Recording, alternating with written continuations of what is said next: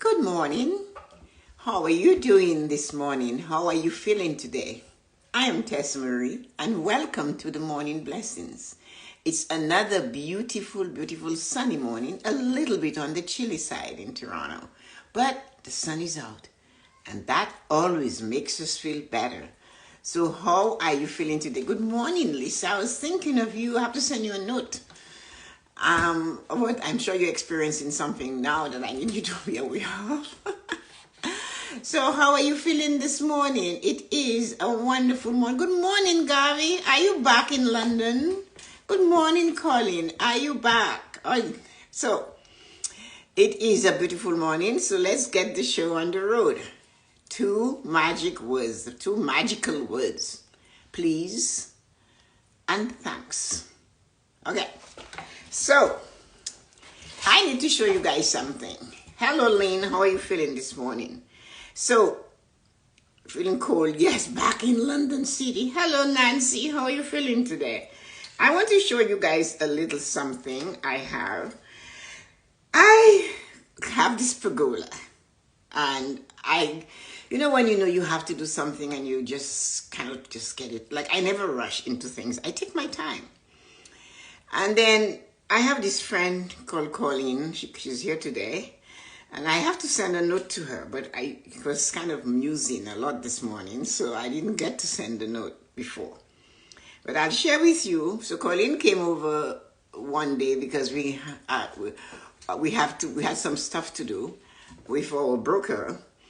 And he was coming here to do it, so we came and then we forced him to take us to lunch. It's not that we forced him. I used to be his manager, and Colin and I always gave him so much business. And so we went to lunch with him, but before he came, Colin was there early, and I was telling her about the lights in the pergola, so she helped me. And then she came back yesterday, and we did this. So this is what it looks like. I hope you can see it. I took that early in the evening. So that's what the pergola looks like, I think. Where is it? I tried taking a video, but you know how I do things, right? So that's what it looks like. Anyway, so these magic words that we have. Hi, Arita, good morning. The magic words, please, thank you, or thanks. I don't want to use you because it's just two words. Please, thank you, Nancy. Please, thanks. That's it. And so then I have this, please and thanks to do. Colin did help me. We are both in our 70s, so it's a lot of fun going on a carpenter's ladder. Colin brought it in her car. And I need to purchase one. They're really good. And they're not tall, but they have a nice, strong platform. And we did this in this heat. It was hot yesterday, and the sun is on this pergola most of the morning on to the afternoon. And then she had to go home and help her grandson because he's an artist to go to a show and all of those things. And then, please and thank you. Please, thanks. Where does your please and thank you come from? Yours. I'm not saying the one you say. So you did a good deed. They did not say please or thanks. And sometimes that rubs us the wrong way. And, it is so important to say, can you do this for me? Just in case, practice it. You forget to say thank you at the end. Hi, Loretta. Just say, please. Can you please do this for me? Thank you. They haven't done it yet, but you say thanks. And that's why this is a magical word. Please and thanks are two words that if you take a stone and you put it in the lake, it just goes, that's how it goes. It ricochets. But it ricochets joy. It ricochets feelings. It's amazing how you feel. When you say it and somebody receive it, or you say it and you haven't even got what you want yet, or it just goes back and forth like that. It just tugs and it pulls. Now, sometimes people take us for granted, and sometimes people forget. They're really close to us, really close. And they ask for something. You do it, and then they just assume you're supposed to. And that now fills us wanting, because we know we wouldn't do that. We know we wouldn't behave like that. And sometimes it's our children. It's really close. Sometimes it's our spouse, significant other, whatever. But it's almost that we are as valuable to them as a couch. You sit on it. The only time the tears and the regrets and all that S-H-I-T word comes out of me easily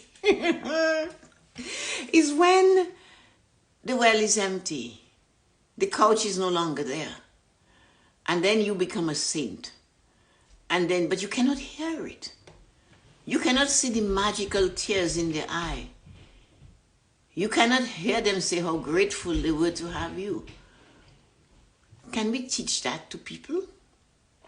We could nurture it, but adults have to choose to realize that they have to say please and thanks. And then they wonder, while your world goes so smoothly, and theirs have bumps and challenges, and then they don't even use the right words to realize they can master it because they're so self-centered. Hello, Ryan. How are you feeling today? That they didn't realize that a struggle never ends. And that's the word they use. But if you have a challenge, you know you can get there. You might need a hand to lift you up. That hand you said thank you and please to. That hand. So your responsibility is to help. That's all of our responsibility, to share, to be there for those in need or those who ask. They do not say please or thank you. They just ask. And they'll do it again and again and again.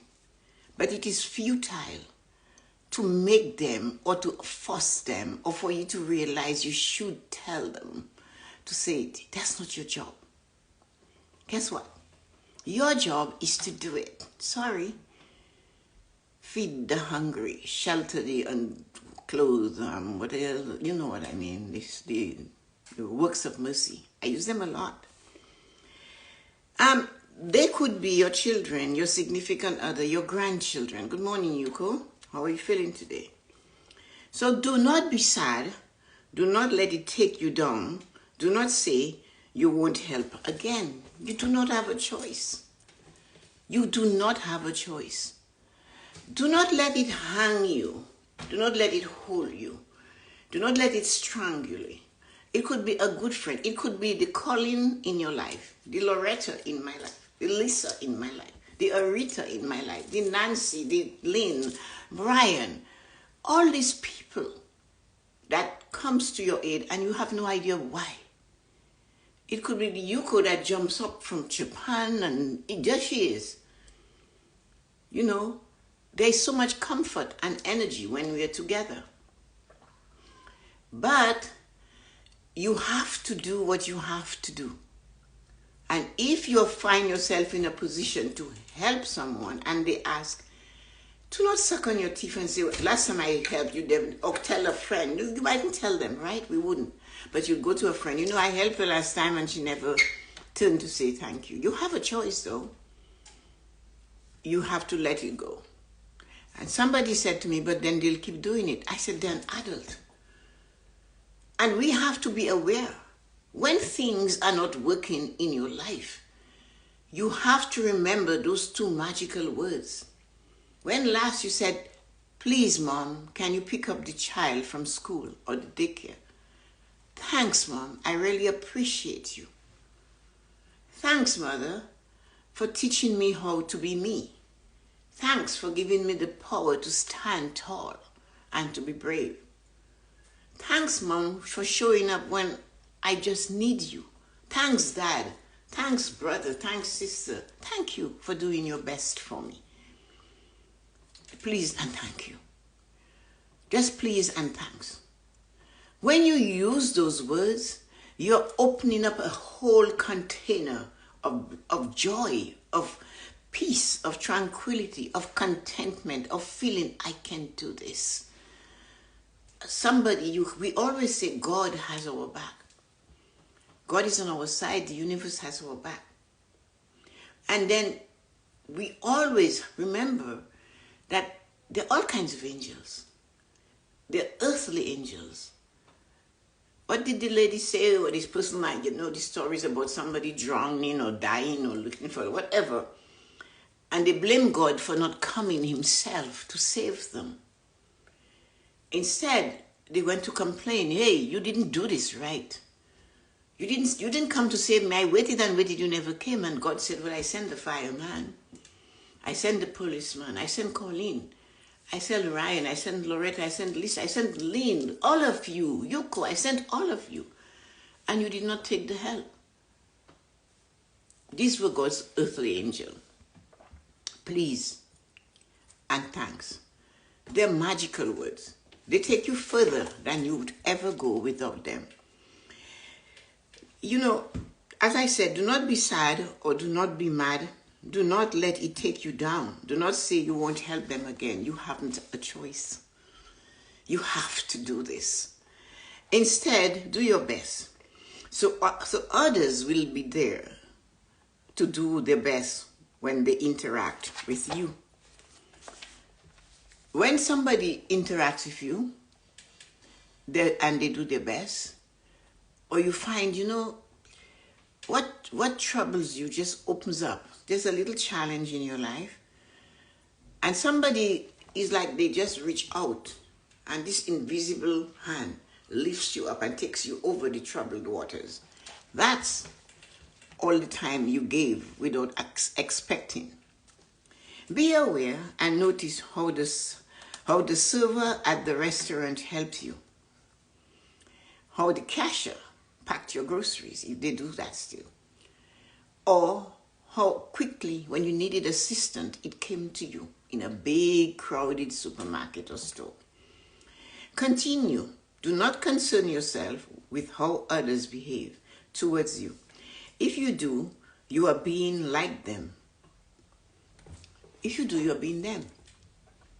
If you concern yourself to how somebody is treating you, you are being like them. And you don't want that, do you? Because it bothers you that they're like that. So one of the things we have to do for sure is to realize ourselves, practice it. You know how we can practice it? Practice it and say to the energy of the sun today, thank you, sun, for shining. Because when there is no sun, we all say, please, I wish it was sunny, right? When there is no heat and the warmth on a winter day, oh, I wish it was summer, please, the sun would be nice today. Look at how many days last year, I didn't count this year. We had 21 days in January with no sunshine. 21. How many of us said, please, sunshine? You have to remember it is important, very important, to you to practice please and thank you. Because this world has all kinds of energies. The person that cannot say thank you or don't realize that they should, they don't have to humble themselves, but they can say it with a hug. I did something yesterday and I was very surprised.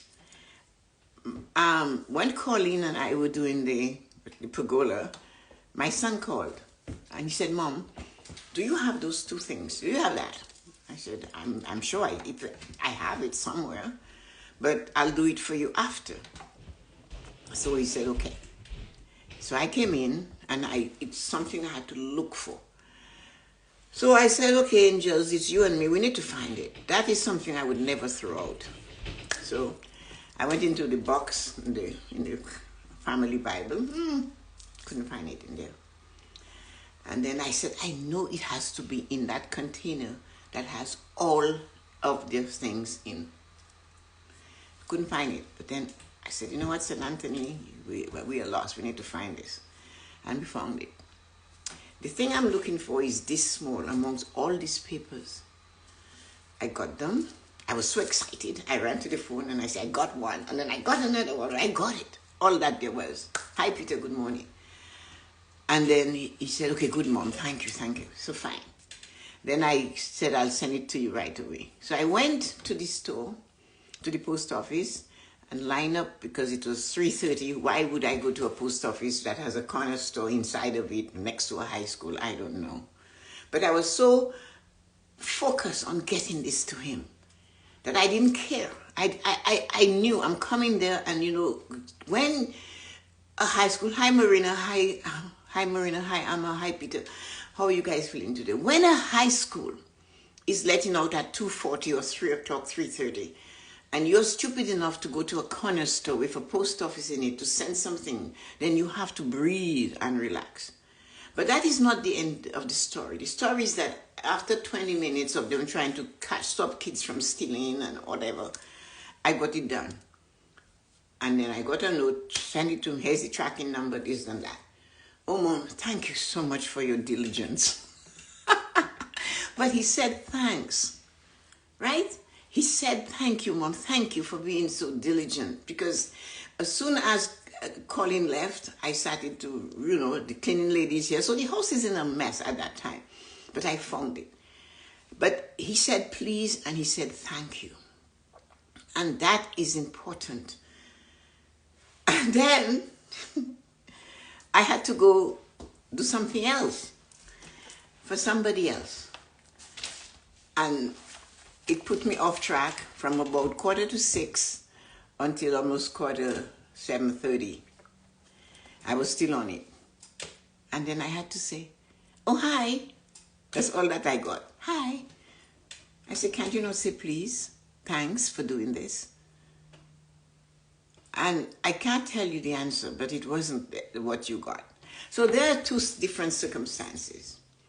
So what I am saying, we have to practice please and thank you ourselves. There's two magic words, please and thanks. To those we work with, we serve, those that are in our way. Can you move this for me, please? Thank you. These words open a new world for all of us. It opens like people jump over, bypass to come to help you. Be aware and notice how the server at the restaurants helped you. The cashier, the woman in the doctor's office, the dentist, wherever you go, the driver, the person that lets you step ahead of them. Continue to do what you know you have to do. Do not concern yourself with how others behave towards you. If you do, you're being like them. The very thing you abhor or detest about them is what you're becoming. If you choose not to help another time, if you choose to ask and not say thank you because they didn't, remember you are who you are because you came to be you. And if you drop that giving, helping, thank you, please attitude, you are going to become that personality you detest in others. You have to hold on to you, because it's only in being you the miracles can happen for you. When I started this, I told you guys, where does your please and thank you come from? So you did a good deed. They did not say please or thank you. Your responsibility is to help, to share, to be there for those in need or those who ask you. They do not say please or thank you. And these people could be your children, your parents, your sisters, your neighbors, your friend. They just take you for granted. You are the coach. The day you die, though, suddenly you're a saint. The day you die, you are this remarkable thing you cannot hear. That's why the poet said, give me the rose when I can smell it. Don't put 30,000 roses on my coffin and tell me and tell your friends you did, because I do not care. When last did you pick up the phone and say, please, thank you for being kind, and thank you for calling. Thank you for being my friend. Thank you for allowing me to lean on you. Thank you for allowing me to dump on you. Please. When last? You didn't do it when I was alive? I know you're screaming hullabaloo when I cannot even hear you, and I'm wherever I am. Come on. We have to change that. So when they don't help you, do not be sad. Do not let it take you down. Do not say you won't help them again. You haven't a choice. You do not have a choice. You were born to be that person. Instead, do your best. So others will be there for you when they interact with you. I know for sure our please and thank you comes from, if you believe in God, if you believe in the universe, if you believe in whatever, that's where your please and thank you comes from. It does not have to come from them. Furthermore, they are so deep in their pain and their anxiety that please and thank you is not in their vocabulary. You cannot instill it in a human being unless they decide to pick it up. If you are training a child, or you're bringing your child up and you teach all those ways, you have to always believe that if you did it, the cream will come to the top. And they will be that kind of person. Because, thank you, Amma, we have to learn that those magical please and thank you, thanks, not even, I don't want you in it, just thanks. It's like concrete. It's like a solid foundation to a successful life. Many people, ask me how you do it. How you just go through it. You know what? Because I always say thanks. I always say please. I always acknowledge. And that is important, because if you're not getting it, and you're not getting it from them, remember, you won't get it. You are not going to get it. You have to believe that God will supply your needs. Your please and thank you will come in the form of the Yuko, the Loretta, the Lisa, all these people calling in my life. That's it. If it gives you joy, you have to do it. If you're sharpening your skill to do better one day, and doing an act that will sharpen your skill so you can succeed, guess what? Work on sharpening your axe before you go cut down trees. If you have a sharp axe, you will cut down more trees in shorter time. So that please and thank you is your act. Practice it. Make sure you remember to use it even to yourself. Practice. You practice everywhere. I'm so pleased with my couch. I'm so thankful I have this chair to sit in. I am so thankful I have a cup with warm water. It's thanks. This is thanks. You ever heard that your cup is running over? It will never empty. Even if you pour all of it out to another person. God, the universe, the air, the tree, it just keeps pouring into you. Those of you who have a garden, have you noticed the more of the kale that I break and give to my neighbors that have property, but they're not gardeners? The children that comes to my garden and tell their parents, we are shopping at Grammy Tess's vegetable stand. They eat the cucumbers right there. You heard me talk about that. They pick the tomatoes right there. Sometimes I only hear the gate move. I look through the window and there they are, looking for tomatoes. They know they have to be careful. But that gives me joy, and they come, Grammy says, your tomatoes are the best. I will wait until I go home and have cucumbers from Grammy Tess garden. This is telling me that she's aware of the difference. Please, thanks. I appreciate that. That's why I'll wait. So there is so many ways to say thanks. And it hurts. It really, really, really hurts when your children cannot say thank you or please. When your spouse treats you like a pot that you put on the stove, the only time they miss it is when the pot is gone. So we have to believe that our please and thank you comes from our Creator, whoever you purport your Creator to be. But learn from those.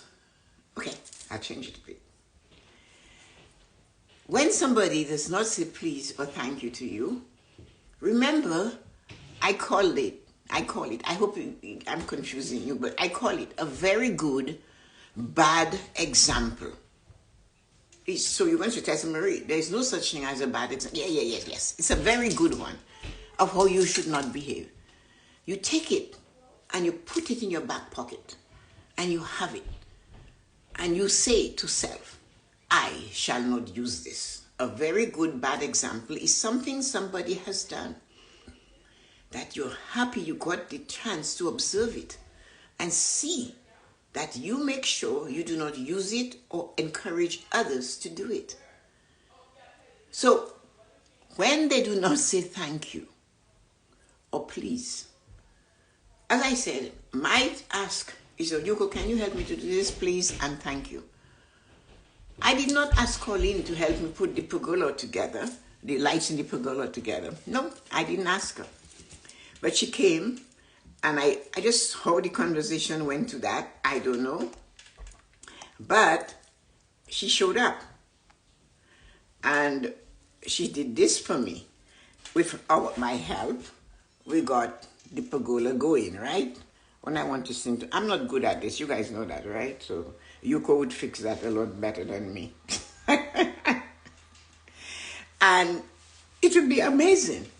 But she came to help. Is there enough thank you? Is there sufficient please I can give her? No. Every time I look at this pergola, I'm going to say thank you. I'm going to say please. I'm so grateful that Colleen came.